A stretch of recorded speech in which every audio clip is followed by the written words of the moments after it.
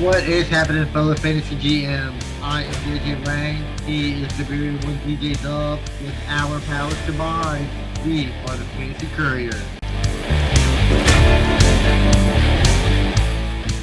Hey, JJ Wang. We had football let me use air quotes for those that are listening. We had football this week. Josh Jacobs played, but there was human beings kicking, catching, running with the football and tackling each other. Are you ready? No, I'm ready for regular season football. I didn't watch a single second of any of the game. Kind of forgot it was on until I kind of seen where you posted something about the football game. I was like, oh yeah, that is on. But yeah, I didn't watch any of it. So yeah, it's fun to know that there are human beings out there playing football at the moment. Yeah, I think if Courier Nation makes it so big that we have to quit our day jobs and become professional fantasy football podcasters, Well, we will break tell down you. film. Let's do it. Let me tell you this. Fantasy Couriers would not have to make it that big for me to quit my job. I'm just itching. I'm just itching for something right now to be like, hey, it's time to quit your job and be like, all right, let's do it. I'm all about it. I'm on that train. It's not going to take long. I don't know how I don't think we're making any money, so it doesn't matter. But yeah, hit up the fantasy. Good thing I don't need any money, so I quit right now. Hey, there you go. We can, you can take care of all the social stuff. You can learn social media. Maybe you can get some stuff out there, get us some connections, and go for it. But it is real. God. I did tell my family we were watching we were watching Lightyear because that came out this week. I think that was Thursday. Was that or we were watching something? I don't think it was. It was watching something. And I was like, hey, Lightyear did just come out. It was Thursday or Friday. We were watching something, and I said, guys, I just want to stop and see the opening kickoff so I can make it so I can say I saw the kickoff of the season. And then it was on TV randomly throughout the night. I really didn't watch a lot of it, but it was intriguing. I've heard some thoughts on, and I'll ask your thoughts before I tell everybody who in the world we are, about Josh Jacobs playing in the super duper meaningless games. What do you think? Do you make anything of that? I'll tell you what I've heard. I don't know. I feel like the running backs have got to play, right? And I know Josh Jacobs. None of them do. Yeah, I guess you're right. I don't know why he played. I can't answer that. I didn't expect him to, like I said, I don't really pay much to it. I say no.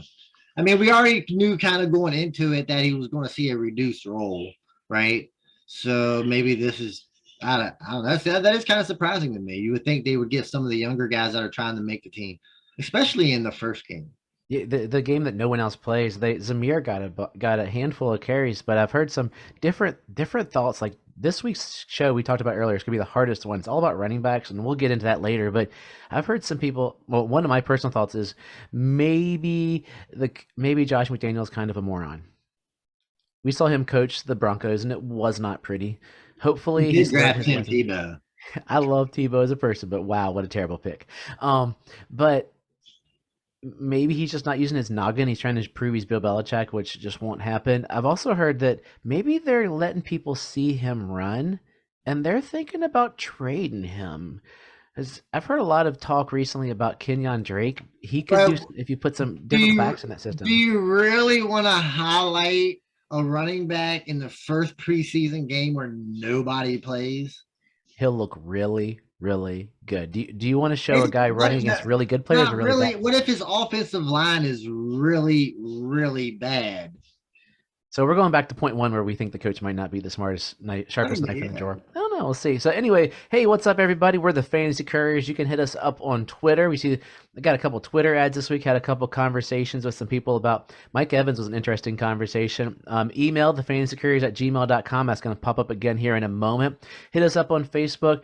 We have an awesome interactive page. If you like to converse about fantasy football, I'm trying to get a question up a day just to see what Courier Nation is thinking and have some conversations in there.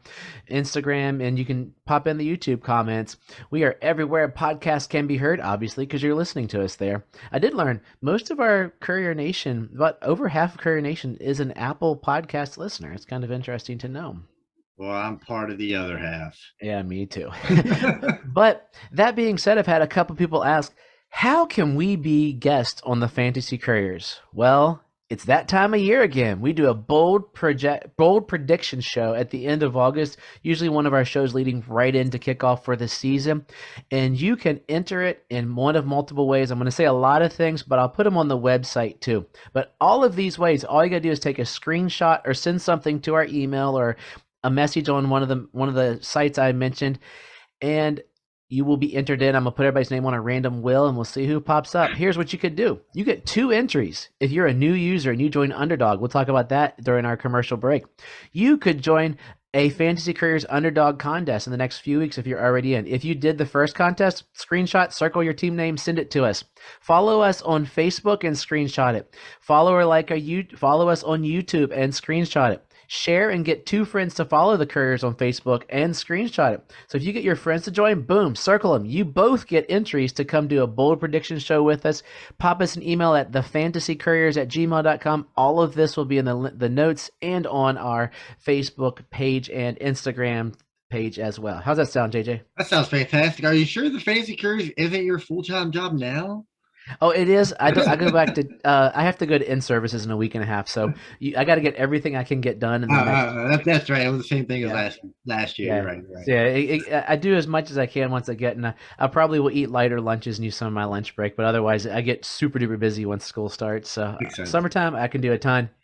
Otherwise, during the year, it's like conversations during like kids' drum practice or anything. But JJ Wang, we're gonna get ready for some questions. But before we do that, I want to tell you something exciting. I am living on the edge. Do you know where I went today? 2 miles straight up into the atmosphere, and I jumped out of an airplane. Really? Yeah. If you're watching the video, my hair is up, beard is all around. It's been on the bucket list. My family was sitting downstairs. I think they wet themselves a little bit. They were so petrified of me jumping out. I jumped on an airplane. It's tandem air, so I was strapped. Oh yeah.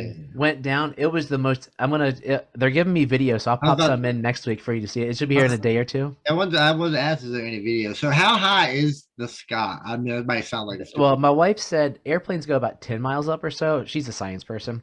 We went 2 miles up, so I jumped out of the airplane right into a cloud. Like I'm free falling right into a cloud. The most amazing feeling of my life. And we go through the cloud. It's like a 30 to 40 second free fall, just straight. They start going like 120 miles an hour. So I'm just like, I'm pumped and just bouncing off the walls right now. That's where, before I got ready for the show today. Oh, that's pretty cool. Yeah. So if you ever want to go, I'll do it again. I mean, maybe. I mean, I've thought about it. I mean, I'm just not one of those guys that like kind of pull a trigger on something like that. But it would take a lot of talking into to actually pull it up. But I mean, sounds fun. Bucket list and Groupon. So that's could be like the guy that jumped out of the out when he jumped from outer space. Now could he be that guy? Remember the Red Bull guy that did that? I don't know if he was completely in outer space. Probably way up high where he needed the helmet for air. But yeah, I mean, he made that jump. That guy's freaking crazy.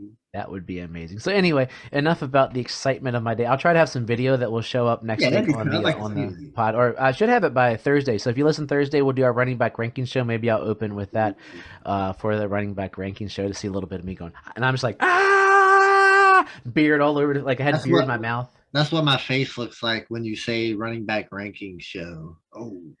Oh yeah, dude, my running back rankings are a mess. But anyway, we got our first opening segment. Got a couple of questions. I'm gonna let you open up because you have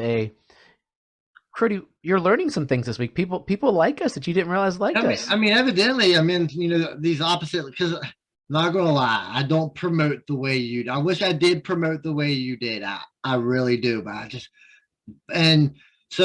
everybody that. All the leagues that I'm in, they know about, the Couriers and everything. I bring it up. And I've had a couple of guys the last couple of weeks tell me, like, hey, man, I've been listening to the episodes. And I was like, well, that's pretty cool. I didn't even, but like I said, that's within the last 2 weeks. Hopefully maybe next week. But like I said, it's kind of like refreshing to know that at least somebody's, listening to it. In some of the leagues that we started, that's pretty much the reason why I wanted to start doing it was for the leagues that I'm in.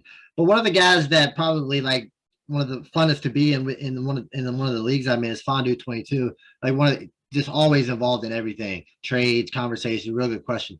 a real good guy. So his question was, will Breece Hall finish in the top 10? So before I say mine, I'll let you say yours because evidently yours will be a little quicker.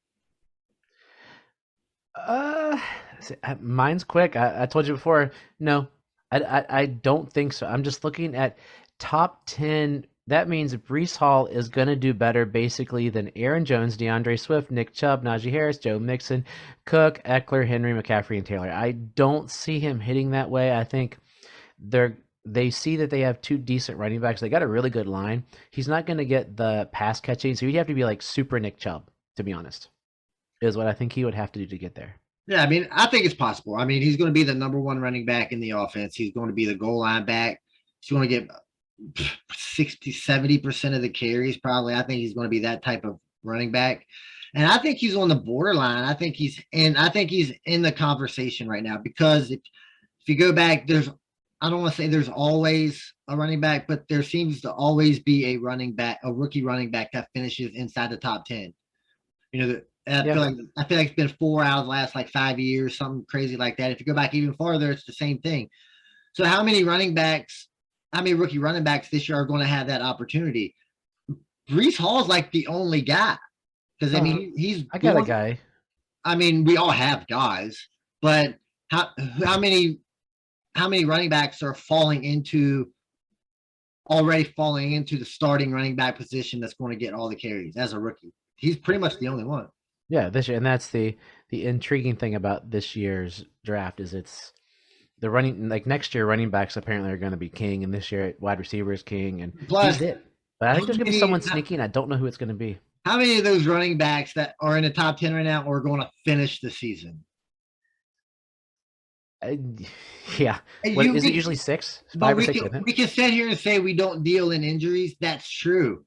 But it's running backs. You've got to deal in injuries. And when it comes to questions like this, you got to take into account that all the top 10 running backs from last year are not going to finish in the top 10. They're constantly in and out. Yeah. So people like Aaron Jones, they're on the fence. I mean, they're on the between 8 and 12. Breece Hall is between 8 and 12. You know, that running back might be between 8 and 14, or 7 and 14. Those running backs are all the same. Nick Chubb would be surprised for me seeing Nick Chubb finish RB 15 and somebody else jump in to where that RB 8 where Nick Chubb falls. Yeah, I'm gonna spoil ahead. I have Breece Hall way lower than everybody else. We'll see that. We'll deal with that when it comes. I mean, I have guys. That's going to probably be your shocking Thursday. But I got him way lower than others because I just don't. I don't believe in the Jets, and that could be a Dolphin thing. I mean, you don't have to believe in the Jets. And I don't think he'll get as much as others are thinking. A lot of teams I don't believe in have good running games just because they're going to get 250 carries. Yeah. But yeah, we'll get plenty of talk on the running back show. So the next question is Felipe A on Facebook. This is probably one of the harder questions you're going to have to answer. What is the plug and play defense for this year? Well, plug and play, we don't know. I mean, honestly, at this point in the season, we don't know. If I have to say in August, plug and play, I'm going to find the two divisions that I think are the weakest, the NFC East and the AFC South. And within those divisions, I'm going to look at defenses that I think could do better compared to the other ones. So in the NFC East, if I had to throw a name out, I'd probably say Philadelphia Eagles. Cowboys underperformed last year. Maybe they jump up. The Commanders usually have a decent defense. Maybe they jump back up. But the Eagles look like they have a little bit better defense. In the AFC South, why not the Tennessee Titans? Because that game's going to be slower, and they're playing some teams that are young and building, so they're going to make mistakes. So if I had to pick, it'd probably be the Titans and the Eagles. But the thing is, it's too early to predict. As we talked before, you want to get those early. Look at your early matchups. I would say if you want to do it now, grab the Browns because their first couple of weeks look pretty intriguing as far as defenses, and the defense will be busy because Breshad will probably be the quarterback for the next 16 games if the NFL gets what they want. Yeah, I mean, like I said, defense is just hard because there's going to be a defense ranked like 27th last year. It's going to jump up to being like a top 10 defense. Like even the Redskins were projected to be really high last year, and then they crashed. It wouldn't surprise me to see them jump back up to be a top 10 defense. So I mean, Redskins might be able to be somebody you could throw in there. And we should have a dollar bet on how many times we say that the name Redskins. Oh my God, we'll have it all year. Dakota B on Facebook says, "Can we count on any Saints receiver for weekly value?" That's a tough question because I just pulled up the Saints receivers, and I didn't never realize how bad that really is. So you got, of course, you got your. I'm not gonna say Michael Thomas because we know Michael Thomas. Everybody knows Michael Thomas is going to play. So you got Chris Olave and Jarvis Landry, and then you still got Traquan Smith is there, and then Marquez Callaway. I feel like they're the only ones that are going to be relevant in the offense. I think Landry is going to be the same guy that he always is. I mean, the 80 catches for 80 yards, that type of season. Well, it's hopefully a little bit more than that. But I think Olave has potential to be in every week because some receiver is going to be good. Jameis still likes to sling it. And if he's playing a full season, there's going to be a receiver that opens up. I'm saying Chris Olave has potential to be that mid-range like wide receiver too in that offense. And that's an every week starter. And see, I would say he's my third on the list. I think Thomas is going to be that value receiver we get this year who's going to magically get better because he's happy now. And he's going to have a stellar year. But I think if we had to say weekly and a guarantee at the beginning of August, I'd say Jarvis Landry. That's what Jarvis Landry is. He is your consistent guy. You can count on him. A lot of it is going to be boom or bust. But is he a consistent fantasy 8 points? Well, if you're half point PPR or whole point PPR, 8 for 80, that's 16 points whole point, 12 points half points. I would say I'd take that because you can't bank on. We're not banking on touchdowns. He's going to sneak in a couple touchdowns, but I mean, you got Thomas. Thomas plays, he might get 600 yards and 10 touchdowns, and that's worth more. But it's not as consistent. It's not. You can't. I just think the consistency of a PPR machine is just so valuable. So they played 12 games Jarvis Landry played 12 games last year, had 52 catches for 570 yards. So he's healthy. They're good. I'll take Jameis Winston over Baker Mayfield any day of the year. Oh yeah, absolutely. And I think that's going to be the big difference. Yeah. And but the Jameis that we were kind of seeing last year wasn't like the high volume Jameis that we were typically used to either. Yeah. Adam D from Facebook asks, "What is your variance between Trey Lance and Trevor Lawrence? How close do you think they are?"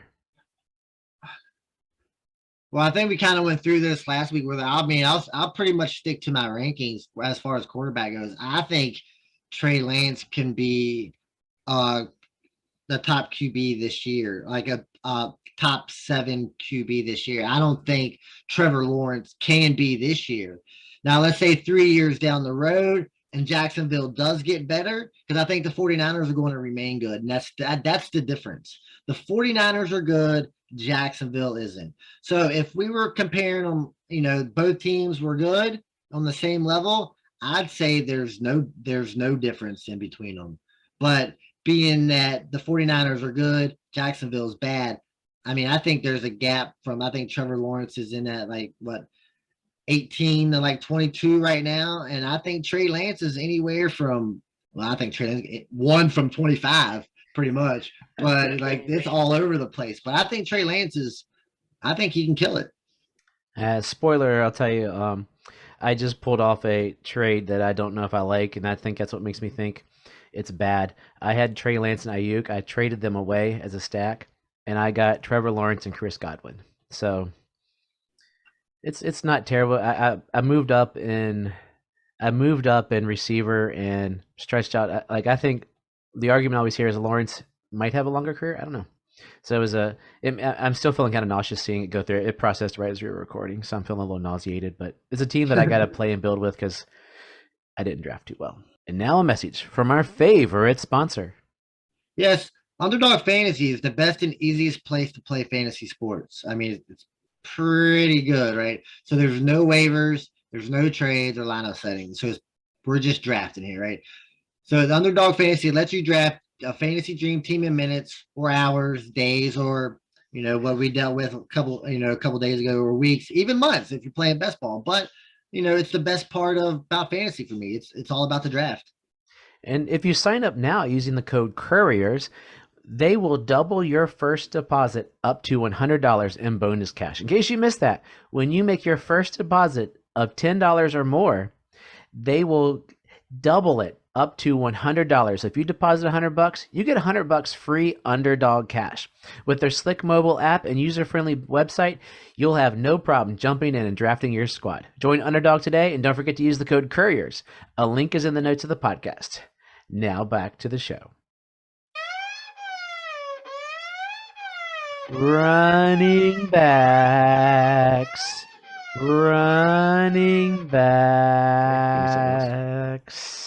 What'd you think of that one? I mean, we'll go with it. I mean, I like it. We'll deal with him. That was my daughter Bailey's viola and her first great. premiere on the podcast. I figured it needed to be not as upbeat because as we're talking about running backs, it's such a sadly injury-riddled position, right? Oh, it's terrible. I mean, you can I feel like you can guarantee it. Like, there's a chance, like, you're scared every week your running back takes the field. Like, is this the week my guy goes down? Is this the week? Because I mean, I think last season seemed like worse than most, but I feel like it's that way every year. But yeah, it's so scary, man. Every game. Yeah, I thought it was appropriate just to throw in a little viola there. So we're gonna go through some of our rankings. I created a chart of last week's, and I'll do the same. That'll show up later on in the week. You can see some of these just random ideas. It's not our rankings per se. It's our MVP, sleepers, and whatnot all the way through. So we're going to start out with our running back fantasy MVP. So which running back do you think could be an MVP for a team? I'm going to let you go first because I told you before, you'd be shocked. I almost put him just because of the situation. Yeah, so my guy is on a real bad team. Well, they have been in the past. Evidently, they're on the come up. But yeah, my guy is DeAndre Swift. I mean, he's that typical, run the ball, and I can catch really well out of the backfield. And that's where, running backs are so valuable these days. It's kind of like Austin Eckler type, the Alvin Kamara type, those guys that 800 yards rushing and 800 yards receiving. So last year he had 600 yards rushing and he had, I did have it. Oh, I done ruined that. Don't know what happened to my stats. Oh, there it is. And he had 452 receiving, right? So my bad. I apologize for that.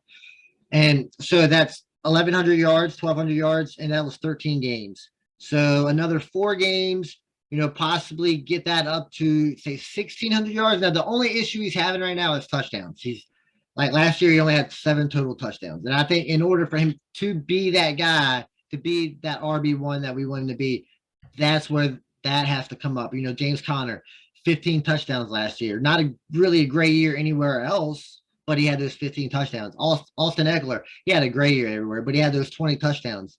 So, I mean, if DeAndre Swift gets the touchdowns, everything else will be there. And then that's going to make it like he get him at like RB10 and he can finish RB1. That's the kind of, that's what makes people so valuable. That's what makes them an MVP. I mean, with Jared Goff as your quarterback, you're bound to be a stud. That's all I gotta say. Like, I think just situation, like when he's the guy in the backfield, they do have. I've always liked Williams, but I just think they're gonna give him every chance this year and he's gonna catch and do it, like everything you said. And on a note with that team, I was in Kohl's the other day, and I was this close. They had on clearance a Jared Goff jersey shirt that I almost bought just so I could wear it. My wife's like, "It's not worth it for the joke." It's not. It's a terrible joke anyway. I got an American flag Under Armour. That was much better. But anyway, mine's short, sweet, and simple. He's a polarizing player I mentioned before, and I'm going easy. I'm going with Derrick Henry.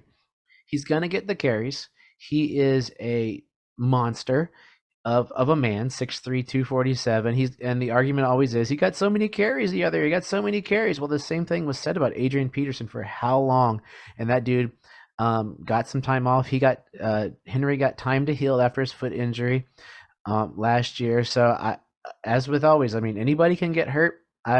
At this point in the year, unless we hear otherwise, we got to assume everybody is healthy and raring to go. And I don't see him getting 378 carries again. I think they're going to be like, that probably isn't the most intelligent things, but I could see the touchdowns being last year. He got 10 in those 8 games. He was on pace. He was he would have set fantasy records that made LaDainian Tomlinson look like me as a running back. I think at the rate he was going last year, it was ridiculous. Like he still finished, I think I saw RB 15 only playing in 8 games.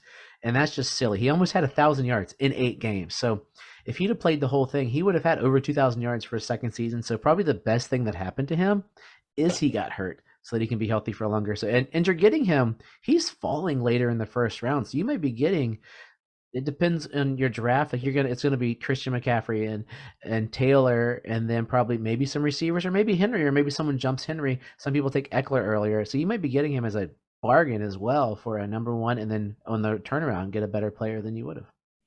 I mean, it's possible. I mean, I'm not as high on Derrick. Of course, he's Derrick Henry. We all like Derrick Henry, but I think the pinnacle of Derrick Henry was last year, and you're going to draft Derrick Henry because he only played 8 games last year. He's going to immediately repeat that because he's Derrick Henry, and that's just what Derrick Henry. That's what Derrick Henry. I mean, and it all could be true, but I can't draft somebody based on what they did on an all-time historical season. Kind of like what Cooper Kupp did last year. I can't draft Cooper Kupp so high because I think he's going to repeat what he did last year.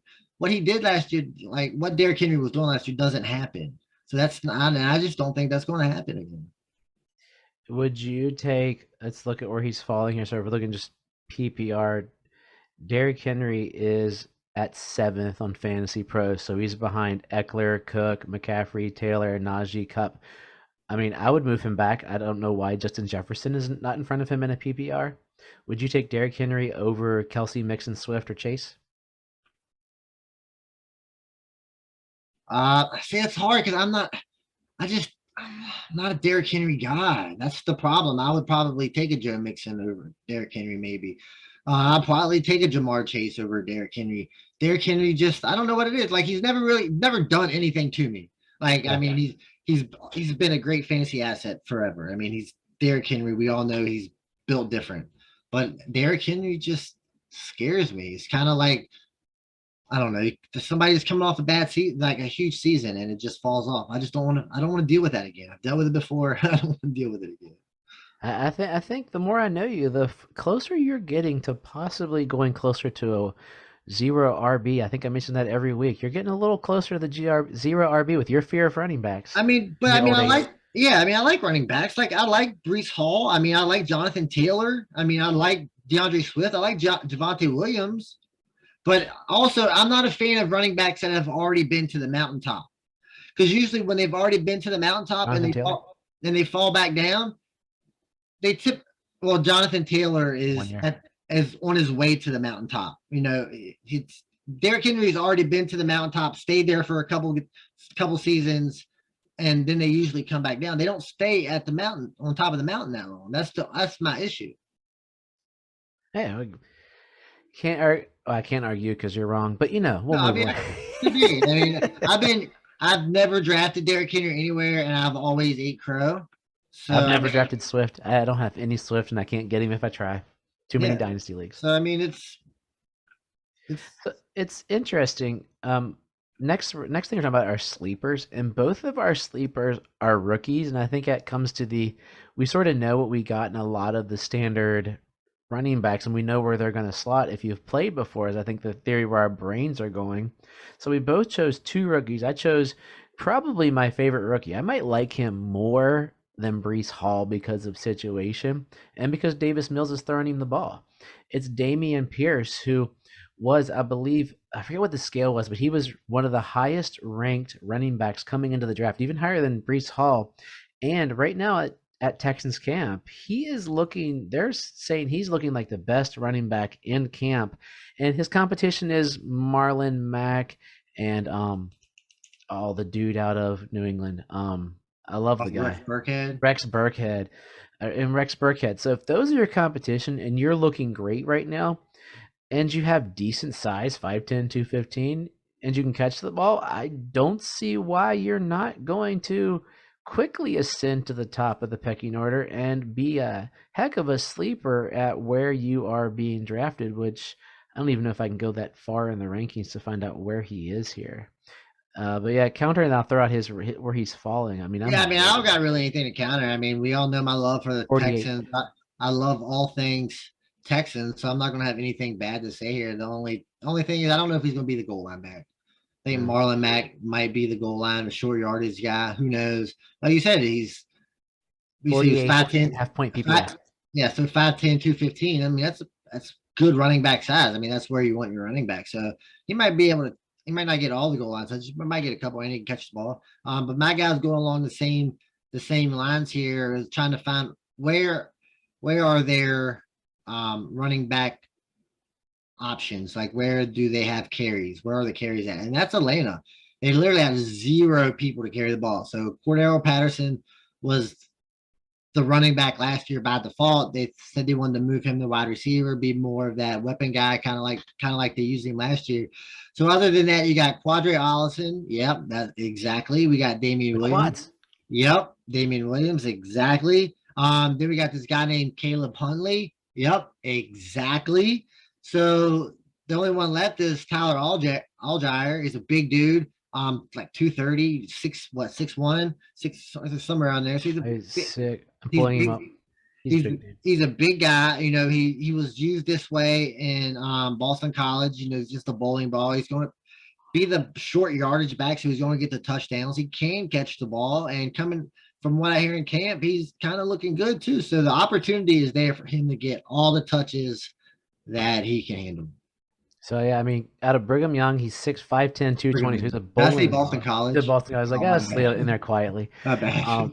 But what I love about him is he used to be a linebacker. Like he went to Brigham Young as a linebacker and then converted because he had 9 attempts his freshman year and 17 his sophomore year, and then he started just toting the ball the last 2 years and just running him over. Yeah, and I've got, once again, we're agreeing. We might not have agreed on our MVP, but on our sleepers, I love the dude. I slept too long to get him in Dynasty Leagues. I had a couple spots I almost grabbed him, and I'm going to wish I had, and we'll see what happens this weekend at our auction draft. Yeah, I can't wait. That's going to be fun. So I'll stick with the running backs here on my running back dud. I mean, everybody seems to love this guy. I mean, everybody has loved this guy for years, right? Just, you know, the story he has. Yeah, and good dude. And he's been a good fantasy asset, and that's James Conner.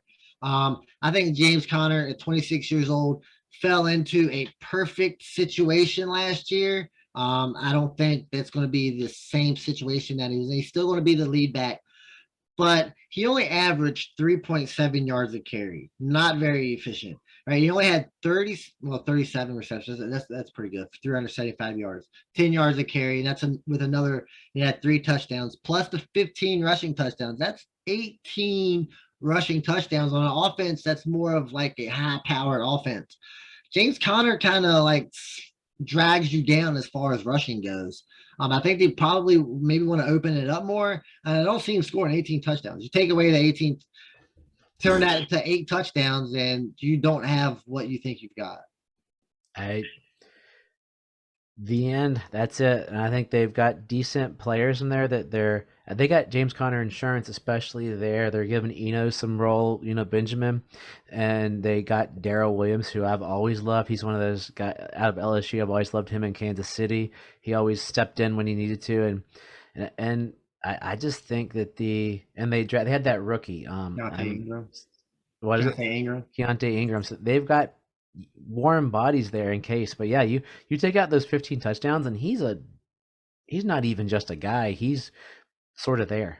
Yeah, I mean, he's a reliable running back that you can put in there that you know that's not going to make a bad play. But he might get hurt.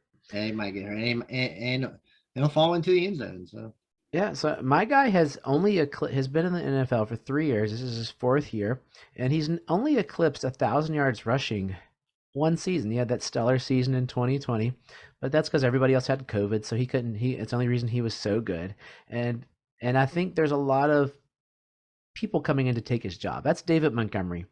Our favorite podcast used to call him David Mopportunity because he stepped into a situation where he had to play his rookie year, and he did pretty stinky that year.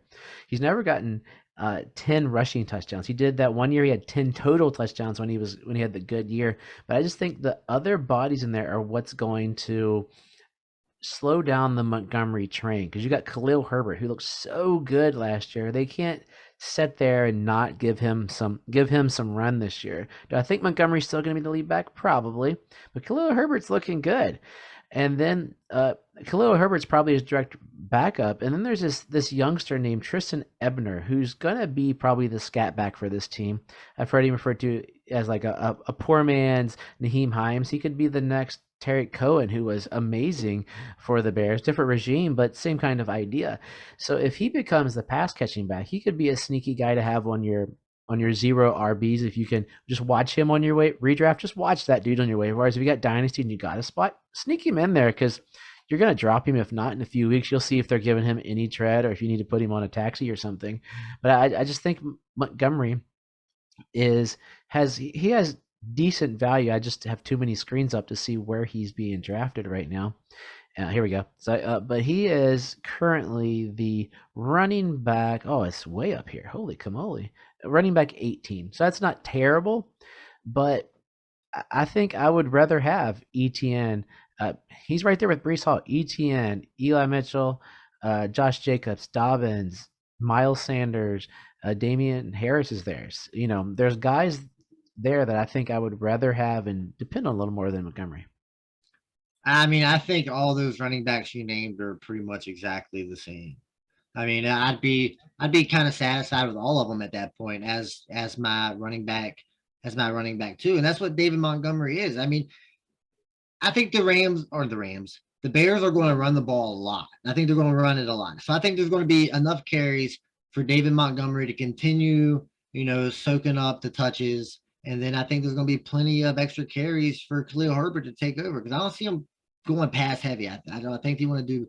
They will get They back. have no receivers. They have to run. Yeah, I think, like I said, they're going to run the ball. I think there's plenty of opportunity. And David Montgomery as RB20 in the RB landscape that you're in. Yeah, could he finish RB22? Sure, but there's also a world where he could finish RB15 just because he's going to get the opportunity. And if the Bears can score a little, that's the problem. The Bears probably not going to score a lot of points, so they're going to get a lot of touchdowns. That's where it's going to hurt. Yeah, I think that's where he could go into late 20s. He could go where I have Breece Hall on my rankings in the late 20s. And what about Justin Fields? Do you think Justin Fields is going to run a little more this year and steal some of those touchdowns?